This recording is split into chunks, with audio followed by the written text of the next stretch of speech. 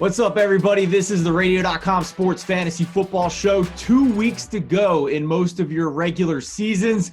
We are getting you ready for the playoff push right now. Hello, everybody. My name is Steven Andrus, joined by Jordan Cohn and Jesse Pantusco from the Radio.com Sports staff. If you have any questions for Week 12, be sure to leave them in the comments after sharing this video, and we'll be happy to answer them for you.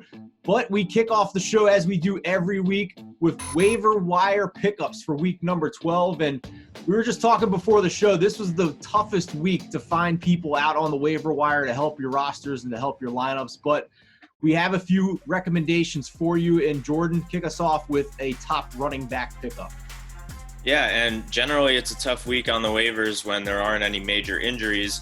Unfortunately for the Patriots, there was a major injury which Cam Newton called devastating. And so James White is going to be my waiver recommendation this week. Rex Burkhead is the running back who suffered that injury. It could be a torn ACL once the diagnosis becomes official. And it seemed as though he had superseded White in the pecking order for that famous Patriots role of the pass-catching running back, though in past years, James White has exceeded in that role. And he's become a dependable target for Newton. If Week 11 is any indication, he had 9 targets, converting 6 of them for 64 yards. As usual, his value is going to be higher in PPR or half PPR formats. But given his role and given that Damian Harris and Sony Michel have combined for 5 catches on the season, which is one less than White got in Week 11 alone, his role could give him a significant enough yardage total to have a standalone value in even standard formats. Jesse, you have a running back recommendation as well. We have Stealthy starts later in the show, but this is kind of a stealthy waiver wire pickup with him coming off the bye week. Yeah, well, team morale isn't especially high in East Rutherford these days, but the Giants have won 2 straight, thanks in large part to Wayne Gallman, who's found the end zone 3 times in that span. With Devontae Freeman still nursing an ankle injury, Gallman should remain atop the Giants' running back depth chart for the foreseeable future. Gallman isn't wowing anyone with his 4 yards per carry, but fantasy is not a game of efficiency. What matters most to us are touchdowns and volume, and right now, Gallman is getting plenty of both. He's scored a touchdown in each of his last 4 games, averaging a hair under 16 touches over that stretch. Gallman should be rostered everywhere, but many owners drop him during the Giants' bye week. If you're able to snag him off waivers, you can plug Gallman in as an immediate starter Sunday against the Bengals, who just lost their starting quarterback, Joe Burrow, to a torn ACL. Yeah, actually, I have him in a dynasty league. I've spent all these hours all season trying to find these future dynasty gems, and I'm riding Wayne Gallman to the playoffs right now with Saquon and Freeman's injury. It's a funny game we play, guys. I got a waiver wire pickup for you among wide receivers, and again, it's another injury situation. Russell Gage of the Atlanta Falcons, with Julio Jones being injured in Week 11. He went down with a hamstring injury, missed most of the game after that injury, tried to come back for a little bit, but keep an eye on the news. He's scheduled for an MRI as we record this on Monday. But with Jones missing most of that game, Russell Gage had 12 targets, 7 receptions for 58 yards. So it wasn't very efficient, but the volume was there. Week 12 against the Las Vegas Raiders. They are middle of the pack in fantasy points allowed to wide receivers, so no concerns there.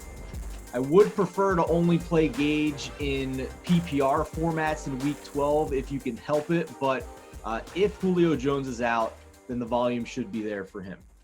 Let's move on to the stream team. These are quarterbacks, tight ends, and defenses owned in less than 50% of leagues that we think you can not only pick up but start in Week number 12 based on the matchup.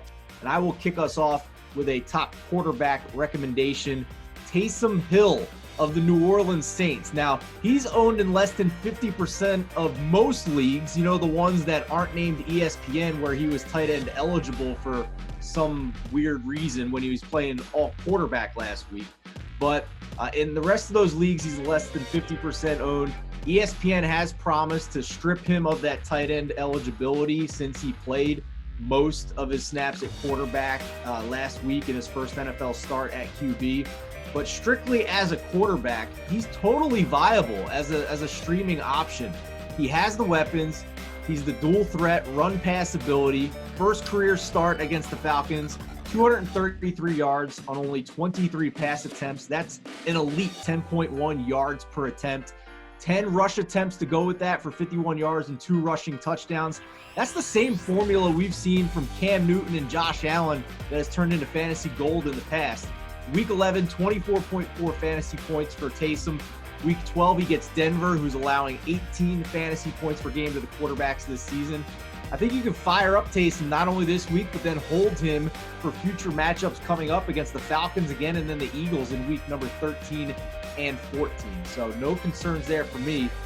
Maybe even in your ESPN league, switching him from tight end to quarterback in week number 12. Jordan, how about a streaming tight end? Yeah, so I have a real tight end for ESPN leagues, not a fake one like Taysom Hill. I'm going to go with Robert Tonyan of the Green Bay Packers. If you can't find his name after you're searching Tonyan, search for Tonyan, and then you'll find him right away. He's going off against the Bears defense, and though neither Vikings tight end found the end zone against the Bears in Chicago's most recent game, Kyle Rudolph still had a serviceable day, 4 catches for 63 yards. The 3 games prior to that one, the Bears allowed Jonnu Smith to score a touchdown, Jared Cook to score a touchdown, and Gerald Everett to score a touchdown. So throughout the season, the Bears have been susceptible to tight end scores. They're currently a bottom 12 defense against the position. And with Aaron Rodgers playing at an MVP level every week pretty much, Robert Tonyan seems like a relatively safe bet to find the end zone. Again, relatively safe is the key word here because no streaming tight ends are safe bets to have a good week, but he's a relatively safe bet to score like he did in week 11 when he faces off against the Bears in week 12. And Jesse, give us your top streaming fantasy defense. Yeah, no need to overthink this. If you're going to go the streaming route on defense this week, make sure to play the Packers. The Bears are in rough shape. They've lost 4 straight, and with Nick Foles and Mitchell Trubisky both hobbled, they could be down to third stringer Tyler Bray at quarterback. The Bears also have uncertainty at running back with Tariq Cohen out for the season and David Montgomery in the concussion protocol. If Montgomery misses another game, it would leave Chicago with only gadget player Cordero Patterson, undrafted Ryan Nall, and Lamar Miller in the backfield. None of that bodes well for the Bears going into Lambeau against a hungry Packers squad that, even in defeat, still forced 2 turnovers against the Colts. All right, let's move on to stealthy starts for week number 12. These are under-the-radar players that typically you wouldn't be starting most weeks. They're started in less than 50% of leagues. But we like the matchup this week. I think we think they can help you win your matchup in week number 12. And Jesse, kicking it right back to you for your stealthy start recommendation. All right, my stealthy start for this week is, let me see if I pronounce this right, Dolphins running back Salvon Ahmed. Nailed it. Thank you. With Myles Gaskin on IR, at least as of this recording, he is eligible to return this week.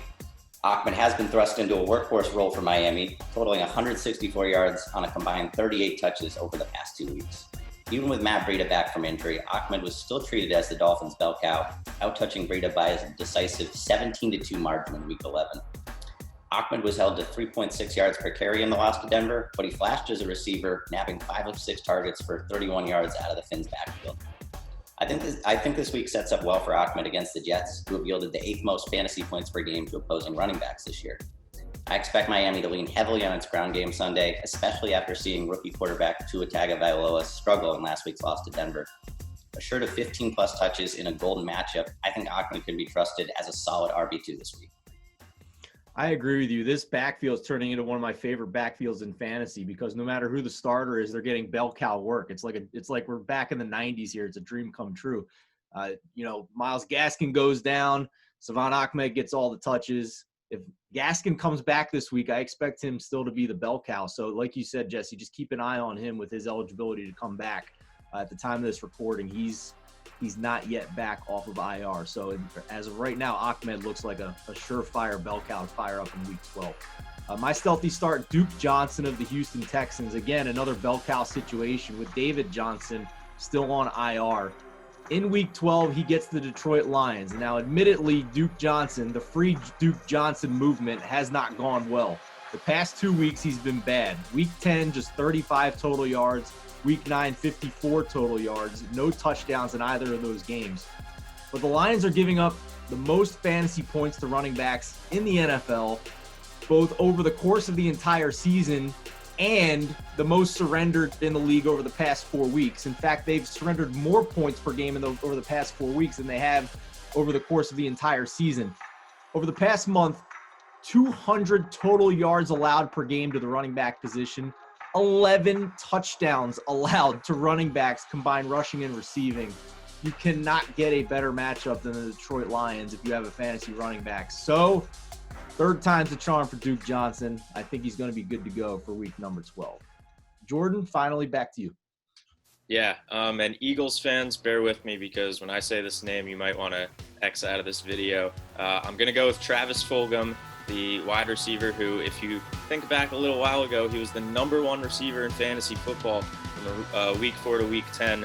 The past 2 weeks, not so much. He has 1 catch for 8 yards in each of the past 2 games.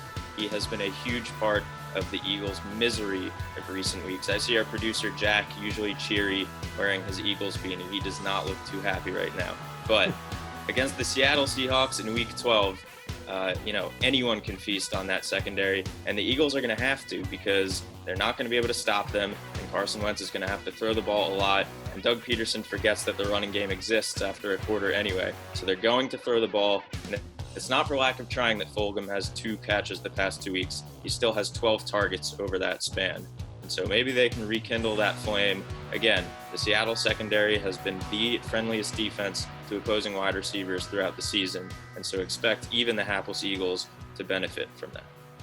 And it really hasn't been his fault, right? I mean, even with Alshon Jeffrey coming back, they haven't played Fulgham less. He's playing, way over 85% of snaps. So I like it. Perfect matchup.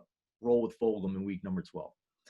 All right, that's going to do it for this week's episode of the Radio.com Sports Fantasy Football Show. As we said at the top, if you have any fantasy questions, be sure to share this video and leave your question in the comments. We'll be happy to answer them for you. But for Jesse Pantusco and Jordan Cohn, I'm Steven Andress. Good luck in week number 12.